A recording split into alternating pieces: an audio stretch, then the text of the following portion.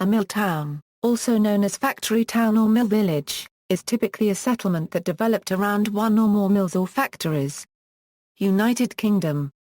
In the United Kingdom, the term mill town usually refers to the 19th-century textile manufacturing towns of northern England and the Scottish lowlands, particularly those in Lancashire and Yorkshire. The British textile industry never fully recovered after the Great Depression, and its decline continued after the Second World War when it was unable to compete with the growing Indian textile industry. It is said that Gandhi was jeered when he visited mill towns on his 1931 tour of Britain, as many locals blamed his policies for causing unemployment.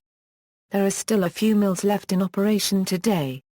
Some mill buildings have conservation orders on them, and some have been converted for other uses. Some mill towns have a symbol of the textile industry in their town badge. Some towns may have statues dedicated to textile workers or have a symbol in the badge of local schools. The list below includes some towns where textiles was not the predominant industry. For example, mining was a key industry in Wigan and Leigh in Greater Manchester, and in Ossett in Yorkshire. Spindlege of Lancashire mill towns producing spun cotton between 1830 and 1962. On his tour of northern England in 1849, Scottish publisher Angus Reach said, "In general, these towns wear a monotonous sameness of aspect, physical and moral. In fact, the social condition of the different town populations is almost as much alike as the material appearance of the tall chimneys under which they live.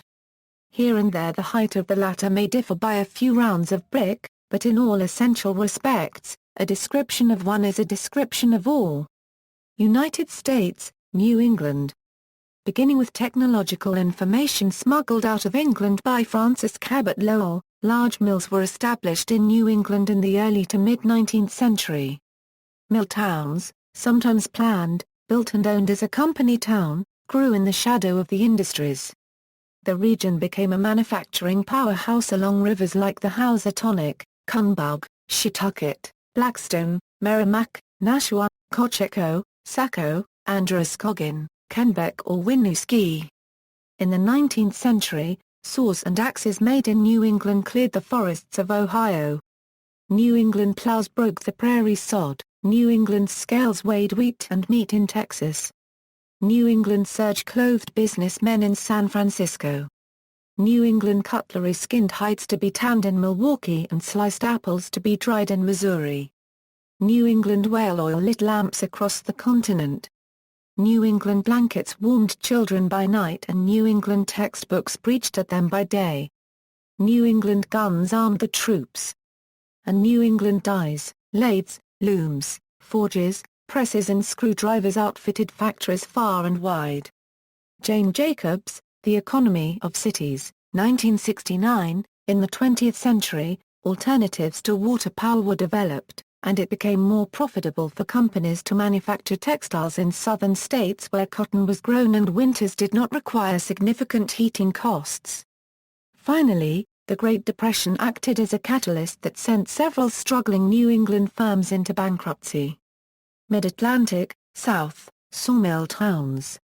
South America, Colombia, San Jose Copyright de Suata, see also, Company Town, Industrial District, Blackstone River Valley National Heritage Corridor, Old Great Falls Historic District, Patterson, N.J., References.